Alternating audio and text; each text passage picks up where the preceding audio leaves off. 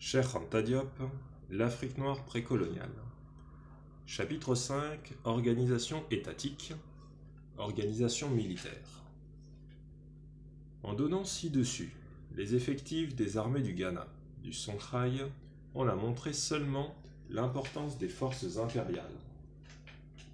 Le moment est venu d'analyser la structure de ces armées, leur répartition, leur armement, leur stratégie et même leur tactique. Structure de l'armée. Au Mali et au Songhai, nous en avons la preuve certaine, le roi qui nommait les généraux était lui-même le généralissime de l'armée et dirigeait en personne des opérations militaires, comme plus tard les Damel Dorobé du Cayor. Le Tariq es-Soudan fait remarquer qu'Askia el-Hadj n'a jamais pu entreprendre une expédition durant tout son règne, car au moment de son avènement, il fut atteint d'une maladie qui l'empêchait de monter à cheval. Ce fut là une exception qui tranche sur le cas général de tous les autres Askia. Dans chaque royaume, dans chaque État, l'armée était divisée en plusieurs corps, affectés à la défense des différentes provinces, mais sous le commandement du pouvoir civil. Ainsi, chaque gouverneur de province avait à sa disposition une fraction de cette armée à laquelle il pouvait assigner des tâches sous les ordres d'un général dont les pouvoirs étaient strictement militaires. À un échelon inférieur, au-dessous du roi, dans le domaine politique ou administratif, la séparation des pouvoirs civils et militaires était donc très nette. Le roi du Mali, au moment où il conquit le Songhai, Tombouctou, Zaga, Mima, le Baguéna et les environs de cette région jusqu'à l'océan Atlantique, avait sous ses ordres deux généraux. L'un chargé de la défense de la partie méridionale de l'Empire, sous la frontière Mossi, l'autre de la partie septentrionale à la lisière du désert. Leurs noms respectifs étaient Sankar Zuma et Faran Soura. C'étaient des titres correspondant à leur fonction militaire. Chacun d'eux avait sous ses ordres un certain nombre d'officiers et de corps de troupes. Les frontières de l'ouest de l'état du Djenné, avant la conquête de cette ville par Soni Ali, étaient défendues par 12 commandants de corps d'armée installés dans le pays de Sana. Ils étaient spécialement affectés à la surveillance des mouvements du Mali. Les Sanafarans étaient leur général en chef. On connaît même les noms propres de certains des officiers qu'il avait sous ses ordres. Yosoro, Soasoro, Matigo, Karimou, etc. De même, 12 commandants de corps d'armée étaient affectés à l'est du Niger, du côté de Titili. Chez les Mossi, le Moro Naba, que la tradition empêche de quitter sa capitale, ne peut pas diriger en personne les expéditions militaires. Cette tâche incombe de ce fait aux généraux en exercice. Les Mossi pratiquaient la levée en masse. Le danger passé, chaque citoyen retournait dans son foyer. Son village, l'armée était en quelque sorte dissoute, à l'exception de quelques corps de sécurité. Au Songhai, c'est à partir de l'Askia Mohamed que l'on prit l'habitude de distinguer le peuple de l'armée. Au lieu de la levée en masse, une armée permanente fut créée. Les civils, qui n'étaient pas enrôlés, pouvaient alors se livrer à leurs activités. Sous le règne de Soni Ali, tous les ressortissants valides du peuple étaient enrôlables dans l'armée. Les grandes divisions de l'armée étaient les suivantes: les chevaliers, la cavalerie, les fantassins, les corps auxiliaires de Touareg, le corps d'élite d'infanterie, la garde du roi, une flottille armée. Chevalerie. Les princes de l'Afrique noire, qui en avaient les moyens, s'offraient une armure complète ou partielle, comme celle des chevaliers du Moyen-Âge occidental. Après l'avènement de l'Askia el-Hadj, le corps Mina Fari el-Hadi entreprit, à partir du 13 février 1584, un mouvement de révolte en vue de s'emparer du pouvoir. Mais il échoua. Lascia, qui était bien renseigné, lui fit enlever les boubous amples qu'il portait. Au-dessous était une cotte de maille. Lorsque le Balama Mohamed S. Sadek se révolta contre Lascia, Mohamed Bano, et qu'il entreprit en mars 1588 de marcher sur Kaouga, Lascia, qui venait à sa rencontre pour lui livrer bataille, était revêtu d'une cuirasse de fer. Comme il faisait une chaleur torride, et que Lascia était obèse, il mourut des effets de son armure. Le Balama, révolté, était coiffé d'un casque en fer. Lorsque Omar Khatto lui lança un javelot à la tête, celui-ci ricocha sur le casque. Un autre sultan du Maroc, Moulay Ahmed, renouvela en décembre 1589, janvier 1590, la demande qu'avait formulée un de ses prédécesseurs relativement aux mines du Tegheza. Ishaq II, qui était alors Lascia, réagit violemment et envoya au sultan, en signe de défi et de démonstration de force, une lettre injurieuse, des javelots et 2 chaussures de fer. L'armure complète du chevalier existait donc. Elle vient d'être passée en revue. La cotte de maille et la cuirasse de fer. Le casque, les chaussures, le javelot, tout était là. Ces princes africains du Songhai étaient donc armés en chevaliers. Cet usage était certainement moins répandu qu'en Europe, ne serait-ce que pour des raisons de climat, comme l'illustre la fin de Lascia Bano, mort étouffé. L'explorateur Barth a vu de tels chevaliers au royaume du Bornou à une époque plus récente, vers 1850. Il est vraisemblable que ces armures venaient d'Europe comme certaines étoffes, mais aucun document ne permet de le prouver. Elles ont pu entrer en Afrique à partir de l'Espagne. On peut supposer que les forgerons africains ont dû exécuter des répliques d'après ces modèles, mieux adaptés au climat, au point qu'on puisse les porter sous ou sur les vêtements. L'usage de l'armure de fer était courant au Bénin. Les motifs qui apparaissent sur les bronzes de l'époque comme de la décoration correspondent à l'origine à une armure véritable. Les cavaliers. Tous les autres militaires de naissance et de fortune plus modeste, qui montaient à cheval, formaient la cavalerie. Ils étaient armés de boucliers et de javelots. La cavalerie était d'une puissance redoutable, si l'on en juge par la panique que le cliquetis de ces armes avait jetée dans les rangs marocains, durant la guerre contre le Maroc, juin 1609. Ce qui avait le plus effrayé les Marocains dans cette rencontre, c'était le bruit que produisaient les boucliers battant sur les jambes des chevaux quand ceux-ci galopaient. Toute l'armée marocaine, chefs et soldats, s'enfuit jusqu'au lac d'Abi, où les hommes avaient de l'eau jusqu'aux cuisses. Mais ayant reconnu la cause de leur terreur, ils quittèrent le lac, après avoir éprouvé la plus grande terreur et la crainte la plus extrême. Les fantassins. Les fantassins étaient essentiellement armés d'arcs et de flèches. L'infanterie comprenait un corps spécial qui se distinguait par le port d'un bracelet d'or. Quelle que fût la fortune des armes, les ressortissants de ce corps d'élite ne pouvaient tourner le dos à l'ennemi. C'est ce qui arriva à l'issue de la première bataille que Djouder, sous les ordres du sultan du Maroc, livra à Lascia Daoud sur la rive gauche du Niger. L'armée du Songhai fut vaincue parce qu'elle n'était pas dotée d'armes à feu. Tout le corps d'élite se fit décapiter plutôt que de fuir. Il périt également ce jour-là un grand nombre de personnages parmi les fantassins.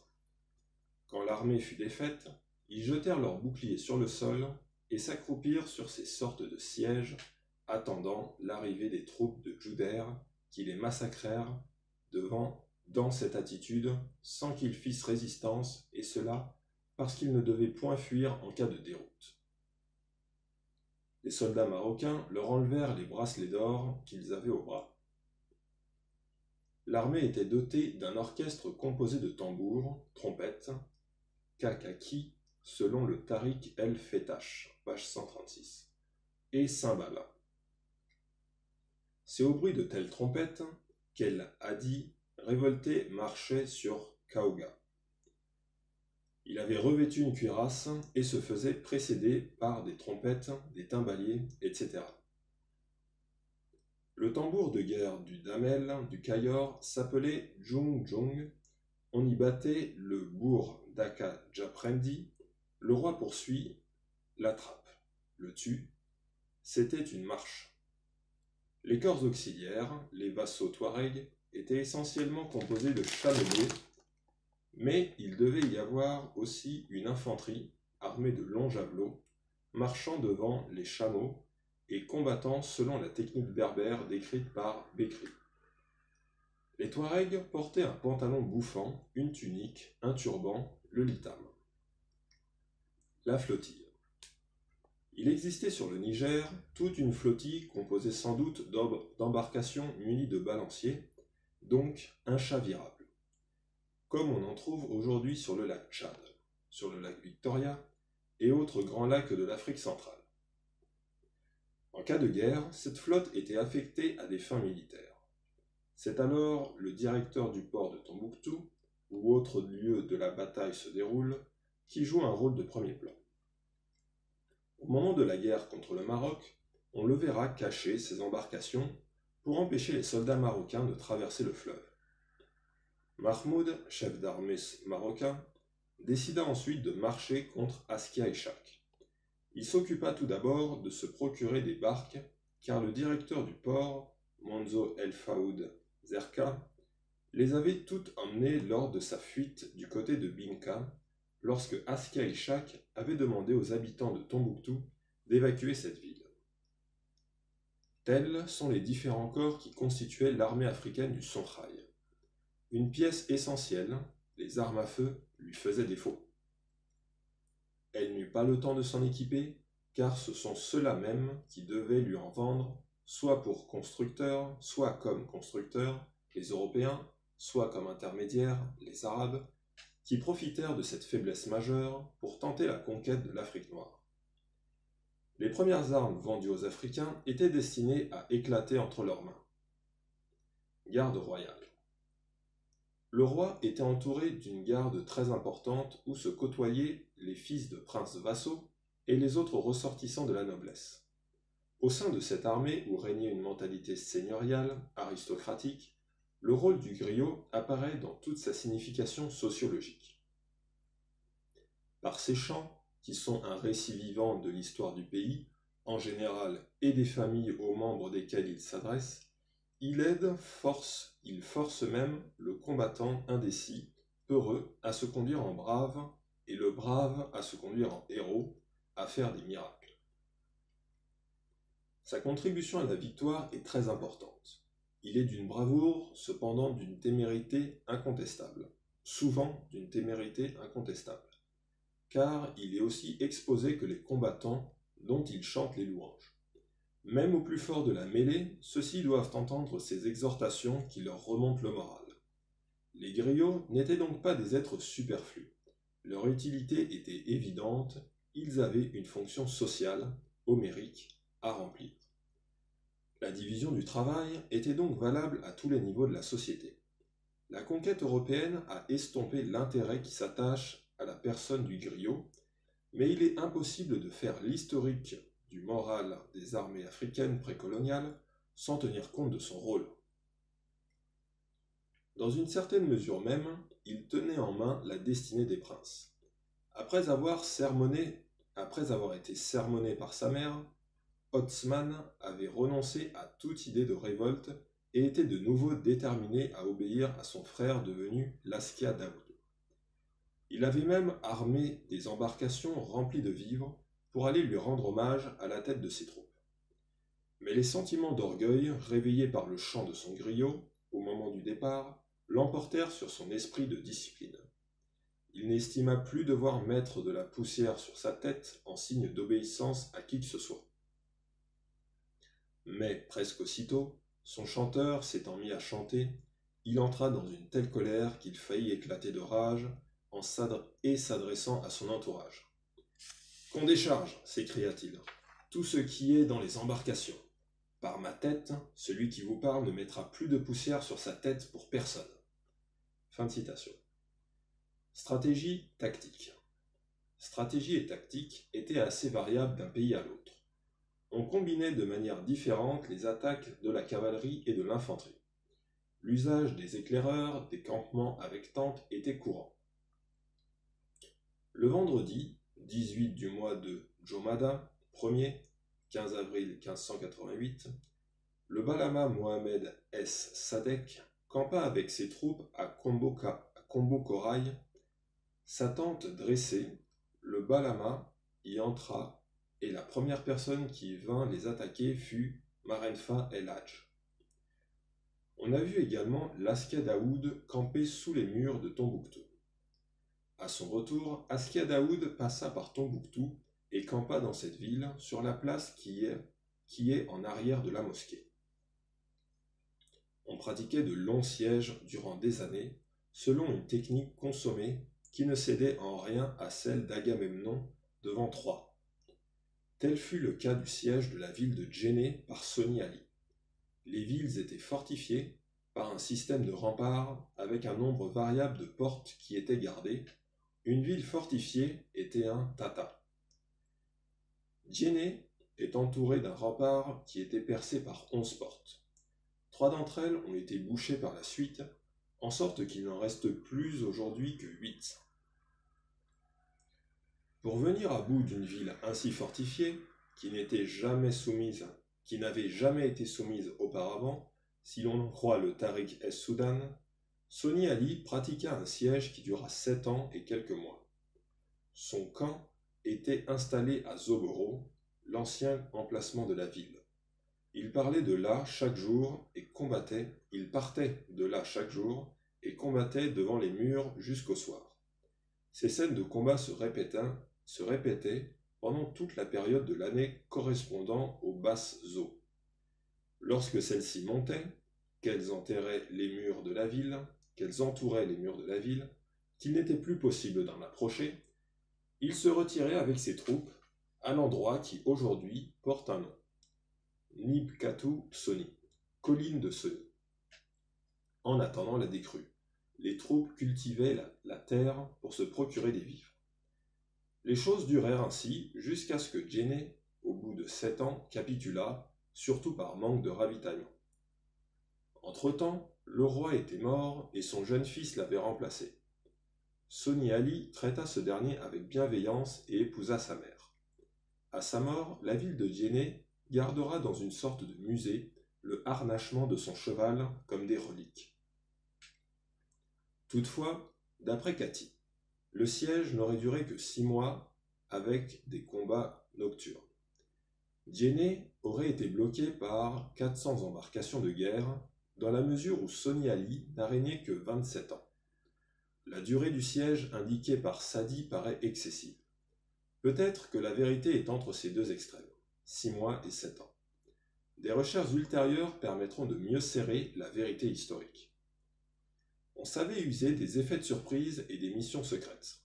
Le 26 août 1563, Askia Daoud chargea le Fari Monzo Bokar d'aller combattre Bani, un chef rebelle du pays de Barka. Ce dernier était très habile et avait déjà créé maintes difficultés au pouvoir central. Aussi, Askia résolut de tenir secrète la mission ainsi confiée au Fari Monzo. L'époque la plus défavorable de l'année pour une telle opération fut choisie, de manière à tromper la vigilance de Bani, qui ne pourrait croire que tant d'obstacles puissent être franchis pour arriver chez lui. La direction de la marche des troupes était également invraisemblable. Ce fut à travers les montagnes, d'où les troupes dévaleront, à la plus grande surprise de l'adversaire, qui tout au plus s'attendait à les voir se profiler aux horizons coutumiers. Les troupes étaient tenues dans une ignorance complète du but de la destination de l'opération. Même le fils de Askia, qui faisait partie de l'expédition, ne put pénétrer le secret que seul détenait le général, le Fari Monzo. Ainsi fut vaincu Bani. Les démonstrations militaires étaient pratiquées. C'est ainsi qu'Askia Daoud déploya ses forces jusqu'au pays Mossi et Loulami, sans livrer bataille ni faire de butin, à seule fin d'impressionner ses voisins et de leur enlever le désir de s'aventurer à l'intérieur de ces États. Le Tariq el-Fetash souligne également le développement de la science militaire au Songhai. L'auteur insiste sur les difficultés de l'expédition de Kourmina Fari contre Teniada, Tengela, Tiandela, roi du Fouta. Le Tendirma, point de départ, est à 2 mois de marche. Malgré cela, l'expédition a été menée à son terme victorieusement avec une armée nombreuse. L'adversaire, vaincu, fut mis à mort et les troupes revinrent avec beaucoup de butin. 8 mars 1513. Bien que les Caïoriens soient des guerriers redoutables, il semble que la tactique militaire jusqu'à l'avènement de Lat Dior soit moins strictement réglée qu'au Songhai.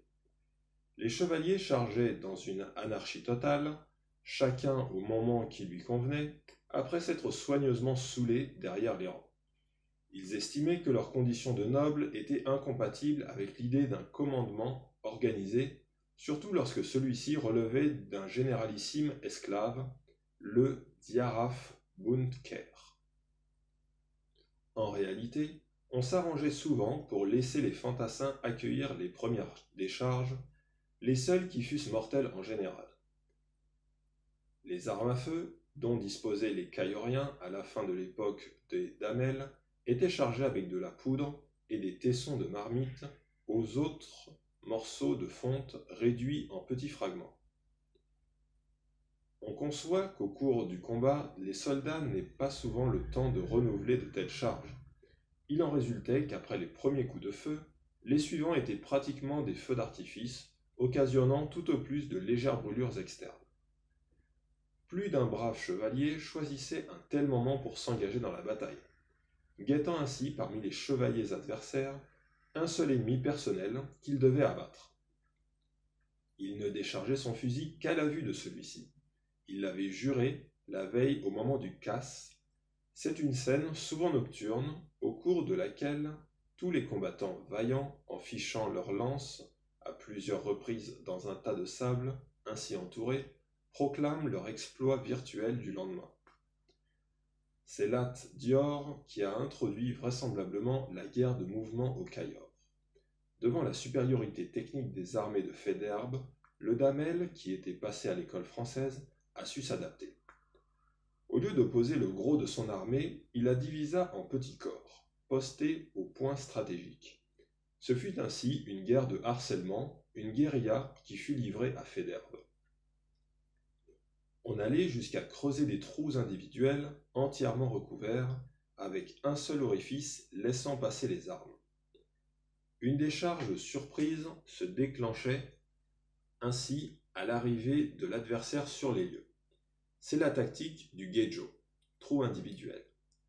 Cette période de la guerre de mouvement est appelée époque du Werlo, tournoiement. Lat Dior traquait les troupes de Faidherbe qui traquaient celles de Lat Dior. Ainsi se demandait-on, avec une pointe de raillerie, quel était celui qui poursuivait l'autre. Organisation judiciaire. Dans les empires traditionnels, la justice était inséparable de la religion. C'était une sanction compensatrice rituellement administrée à un contrevenant à l'ordre social. Avec l'islamisation, la situation devint plus complexe. On tendit vers sa laïcisation sans que sa base cessât d'être religieuse, dans la mesure où le Coran fut adopté partout comme code civil, Ghana, Mali, Songhai.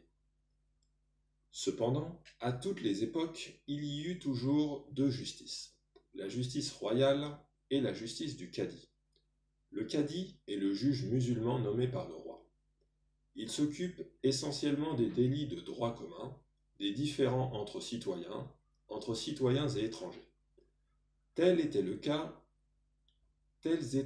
cas qui étaient du ressort du cadi de Ghana, ou de Tombouctou.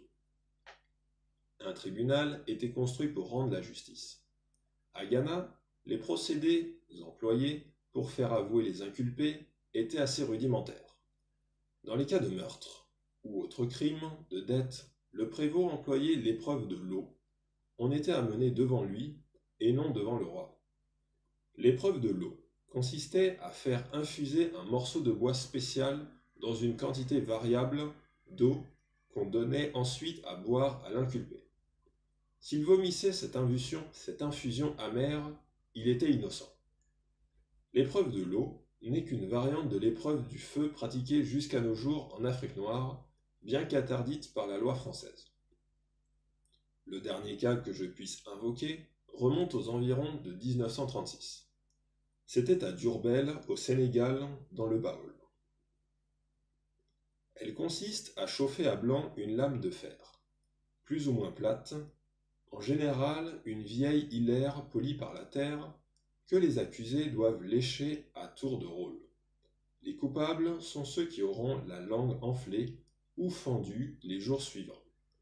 Véritable procédé barbare, comparable en tout point aux procédés employés au Moyen-Âge, surtout dans le cadre de la justice germanique, il arrive bien sûr que les coupables avouent à temps, mais combien d'innocents ont été victimes? Le fait le plus extraordinaire est qu'on ne puisse pas nier que plusieurs inculpés aient subi avec succès cette épreuve. Cela ne peut s'expliquer que par une grande dose d'autosuggestion. La conviction mystique, religieuse, répandue dans tout le peuple, selon laquelle l'innocent ne peut être brûlé. On devine les résultats terribles auxquels on est conduit lorsqu'il s'agit d'un inculpé innocent, mais de tempérament sceptique. À Tombouctou, avec l'afflux de commerçants, le développement du caractère international de la ville, on finit par éprouver la nécessité de nommer, à côté du cadi, un juge à caractère nettement plus profane, habilité à trancher exclusivement les différends, soit entre étrangers, soit entre étrangers et autochtones. L'un d'eux, nommé provisoirement, était Mohamed Bagoyo, d'origine ouankoré, sous Laskia El Hadj. Le niveau intellectuel du cadi était très élevé, sa conscience professionnelle très aiguë. Un fait relatif au règne d'Askia Ishak en donne la preuve. Celui-ci offrit en vain à 2 reprises la fonction de cadi au jurisconsulte Abou Haf Omar qui refusa. Le jurisconsulte, Takoni, eut l'idée de conseiller à Laskia de menacer Abou Hafs de nommer un ignorant à la fonction, auquel cas, ayant refusé obstinément cette charge, il serait responsable devant Dieu de la défectuosité de tous les actes juridiques rendus. Ce n'est que réduit à cette extrémité qu'il accepta et entra en fonction le 1er février 1585. La maison du juge et la mosquée sont des refuges inviolables. Le cadi peut faire impunément des remontrances au roi. Il est l'intercesseur respecté et écouté auprès des princes. Lorsque Saïd Mara fut mis au banc de la société par Laskia El Hadj, arrivé au niveau de la mosquée, il s'y réfugia, implora et obtint l'intervention du cadi auprès du souverain, ce qui lui valut la grâce. Un crieur public annonçait les décisions prises par le cadi ou le roi lorsqu'elles intéressaient toute la population. Les sanctions courantes étaient la prison, il y en avait à Kanato, à Kabara, près de Tombouctou, la confiscation des biens, la bastonnade, qui pouvait être accidentellement mortelle. Ainsi périt l'oncle maternel de El Hadj qui avait organisé la révolte contre Laskia en faveur de son neveu. Les crimes de lèse-majesté, de haute trahison, étaient du ressort de la justice royale. Ainsi, c'est Laskia El Hadj qui a tenu lui-même à juger tous ceux qui avaient précipité au complot, visant à le renverser du trône. Les peines qu'il a appliquées aux coupables, comme il le faisait remarquer lui-même, étaient fonction de leur degré de participation à la révolte et de l'importance de leurs conditions sociales. Il en fut de même sous Laskia Ishak II, qui condamna les Omboriquois à être cousus vivants dans une peau de bœuf et ainsi enterrés. Avec Laskia El Hadj, on voit comment la justice royale mettait un personnage au banc de la société. Saïd Mara devait être conduit partout dans la ville, pendant qu'un crieur annonçait sa mise hors la loi, c'est-à-dire que n'importe qui pouvait désormais le tuer impunément, puisqu'aucune loi ne protégeait plus sa vie. C'est pendant qu'on le livrait ainsi à la meute qu'il se réfugiait à la mosquée sous la protection de l'imam. En pays mossi, les nakonsé, les nobles, ne pouvaient être jugés que par leur père, en quelque sorte. Seul le Moronaba était habilité pour le faire.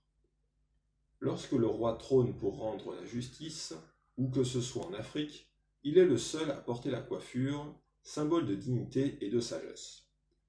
Le pharaon d'Égypte, dans les mêmes dispositions, est qualifié d'Atef, sans que les égyptologues puissent traduire ce terme par un mot précis. Si athée était un verbe égyptien recensé, et que cette racine est pour sens juger, Atef signifierait en égyptien même « il juge ». Il est intéressant de constater que Atef en Wolof signifie qu'on juge. Malgré leur très grande importance, les cadis dépendaient du roi, tandis que le Tariq es-Soudan laisse entendre que celui de Tombouctou était le plus important de tous, que les autres lui étaient subordonnés et qu'il pouvait les destituer. Le Tariq el-Feta est formel. C'est Askia Mohamed qui a nommé tous les cadis de son royaume. C'est ainsi qu'il nomma un cadi à Tombouctou, un cadi dans la ville de Dienné, et un cadi dans chaque ville de son territoire qui en comportait un, depuis le Kanta jusqu'à Sibiri-Dougou. Les actes notariés étaient d'un usage courant. C'est ainsi que l'auteur du Tariq es-Soudan est sollicité pour dresser l'acte notarié des biens d'un condamné, un certain Salti, au moment de son emprisonnement. Ceci se passait pendant la guerre avec le Maroc. Le mardi, quand nous entrâmes dans la prison, nous trouvâmes le malheureux Salti dans un état pitoyable. Je lui lus alors le registre d'inventaire, et comme il déclara que c'était bien là toute sa fortune, nous le constatâmes par écrit sur le registre pour en faire foi. L'auteur est accompagné d'un autre notaire. Ibn Battuta décrit l'esprit de justice immanent au peuple et la sécurité qui entourait les étrangers et leurs biens, deux faits dignes d'une société déjà ouverte à la vie internationale. Ouvrez les guillemets. Les actes d'injustice sont rares chez eux. De tous les peuples, c'est celui qui est le moins porté à en commettre, et le sultan, roi nègre, ne pardonne jamais à quiconque s'en rend coupable. De toute l'étendue du pays, il règne une sécurité parfaite. On peut demeurer et voyager sans craindre le vol ou la rapine. Il ne confisque pas les biens des hommes blancs qui meurent dans leur pays, quand même la valeur en serait immense. Il n'y touche pas, au contraire, il propose à l'héritage des curateurs choisis parmi des hommes blancs, et ils restent en leurs mains jusqu'à ce que les ayants droit viennent les réclamer. Fin de citation. Ainsi s'exprimait Battuta en 1352-1353, au moment de la guerre de 100 Ans, relatant ce qu'il a trouvé de bon dans la conduite des Noirs. Dans certaines villes sacrées dominées par le clergé comme Tombouctou, Diaba dans le Mali, Kounduro dans le Diarra, le cadi possède le droit de grâce et de châtiment, vie et mort sur les inculpés. S'il faut en croire Kati, le Mansa du Mali ne pouvait pas entrer dans la ville sacrée de Diaba, même si le meurtrier de son fils s'y était réfugié, car c'était la ville de Dieu où le salut était garanti à tous les fuyards. Tel devait être le cas de Ndiaré, la ville sainte des Ndiaye au Sénégal. Les juges devaient être souvent impopulaires pour des raisons bien humaines. Cela explique les nombreux refus de nomination relatés par Cathy et Sadie.